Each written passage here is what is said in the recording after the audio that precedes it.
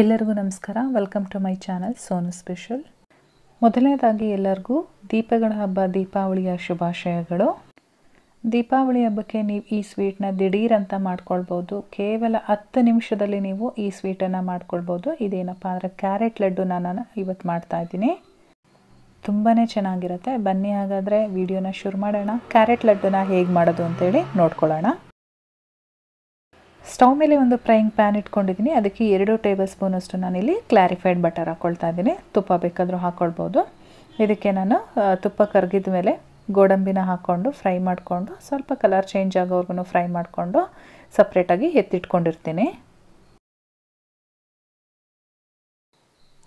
ಅದೇ ತುಪ್ಪಕ್ಕೆ 1 ಕಪ್ಪು ಕ್ಯಾರೆಟ್ ತುರಿನ ಹಾಕ್ಕೊಂಡು ಫ್ರೈ ಮಾಡ್ಕೊಳ್ತೀನಿ. ಕ್ಯಾರೆಟನ್ನು ಆದಷ್ಟು ಚಿಕ್ಕ ಹೋಲ್ ಇರುತ್ತಲ್ಲ ಆ ಕಡೆ ತುರಿದುಕೊಳ್ಳಿ. 1 ನಿಮಿಷ ನಾನು ಕ್ಯಾರೆಟ್ ಫ್ರೈ ಮಾಡ್ಕೊಂಡಾದಮೇಲೆ ಅದೇ ಕಪ್ಪಲ್ಲಿ ಅರ್ಧ ಕಪ್ಪು ತೆಂಗಿನಕಾಯಿ ತುರಿನ ಸೇರಿಸ್ಕೊಳ್ತಾ ಇದ್ದೀನಿ.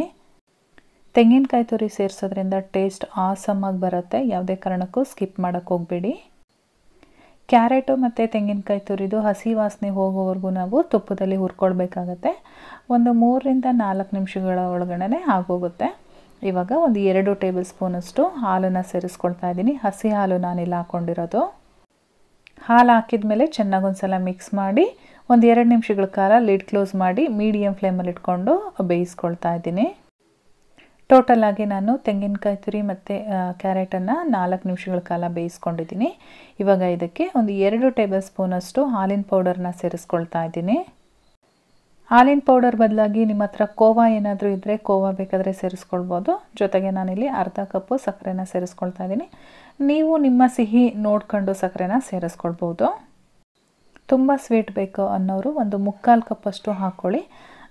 ಮೀಡಿಯಮ್ ಸ್ವೀಟ್ ಸಾಕು ಅನ್ನೋರು ಒಂದು ಅರ್ಧ ಕಪ್ ಆದರೆ ಸಾಕಾಗತ್ತೆ. ಇವಾಗ ಇದನ್ನು ಚೆನ್ನಾಗಿ ಮಿಕ್ಸ್ ಮಾಡ್ಕೊಂಡಾದಮೇಲೆ ಒಂದು ಲಿಡ್ ಕ್ಲೋಸ್ ಮಾಡಿ 1 ನಿಮಿಷಗಳ ಕಾಲ ಹಾಗೆ ಬಿಡೋಣ. ಇವಾಗ ಸಕ್ಕರೆ ಎಲ್ಲ ಚೆನ್ನಾಗಿ ಕರಗಿದೆ. ಇನ್ನೊಂದು ಸಲ ಚೆನ್ನಾಗಿ ಮಿಕ್ಸ್ ಮಾಡಿಕೊಂಡು ನಮಗೆ ತಳ ಬಿಟ್ಟು ಬರೋವರೆಗೂ ನಾವು ಈ ರೀತಿ ಫ್ರೈ ಮಾಡ್ಕೊಳ್ಬೇಕು. ಈ ಸ್ವೀಟ್ ಬಂದು ನಿಮಗೆ ಒಂದು 10 ನಿಮಿಷದೊಳಗಡೆ ಆಗೋಗುತ್ತೆ.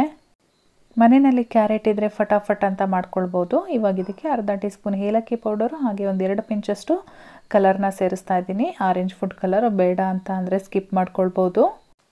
ತೆಂಗಿನಕಾಯಿ ತುರಿ ಮಧ್ಯ ವೈಟ್ ಕಾಣಿಸುತ್ತೆ ಅಂತ ಹೇಳ್ಬಿಟ್ಟು ನಾನಿಲ್ಲಿ ಕಲರ್ ಆ್ಯಡ್ ಮಾಡಿದ್ದೀನಿ. ಯಾವುದಾದ್ರೂ ಪೂಜೆ ನೈವೇದ್ಯಕ್ಕೆ ಅಥವಾ ಮನೆಗೆ ಯಾರಾದರೂ ದಿಢೀರ್ ಅಂತ ಗೆಸ್ಟ್ ಬಂದಾಗ ನೀವು ಈ ಸ್ವೀಟನ್ನು ಮಾಡ್ಬೋದು. ತುಂಬಾ ಚೆನ್ನಾಗಿರುತ್ತೆ. ಇವಾಗ ನೋಡ್ತಾ ಇರ್ಬೋದು ನೀವು ತಳ ಬಿಟ್ಟು ಬಂದಿದೆ. ಇವಾಗ ಇದು ರೆಡಿಯಾಗಿದೆ. ನಾನು ಸ್ಟವ್ ಸ್ವಿಚ್ ಆಫ್ ಮಾಡಿ ತಣ್ಣಗಾಗ್ಲಿಕ್ಕೆ ಬಿಡ್ತೀನಿ. ಒಂದು 5 ನಿಮಿಷ ಆದಮೇಲೆ ಇದು ತಣ್ಣಗಾಗಿರುತ್ತೆ. ಇವಾಗ ನಾವು ಉಂಡೆಗಳನ್ನಾಗಿ ಮಾಡ್ಕೊಳ್ಬೋದು. ನಮಗೆ ಯಾವ ಸೈಜಲ್ಲಿ ಬೇಕೋ ಆ ಸೈಜಲ್ಲಿ ಉಂಡೆಗಳನ್ನ ಮಾಡ್ಕೊಳ್ಳೋಣ.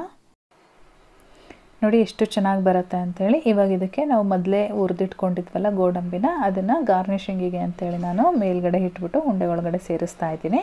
ಇವಾಗ ಇದೇ ರೀತಿ ಎಲ್ಲ ಉಂಡೆನೂ ಕೂಡ ಮಾಡಿ ಇಟ್ಕೊಳ್ಳೋಣ. ತುಂಬಾ ಚೆನ್ನಾಗಿರುತ್ತೆ. ಒಮ್ಮೆ ಟ್ರೈ ಮಾಡಿ. ಈ ದೀಪಾವಳಿ ಸ್ಪೆಷಲ್ ಕ್ಯಾರೆಟ್ ಲಡ್ಡು ನಿಮಗೆಲ್ಲ ಇಷ್ಟ ಆಗಿದ್ರೆ ದಯವಿಟ್ಟು ಒಂದು ಲೈಕ್ ಮಾಡಿ.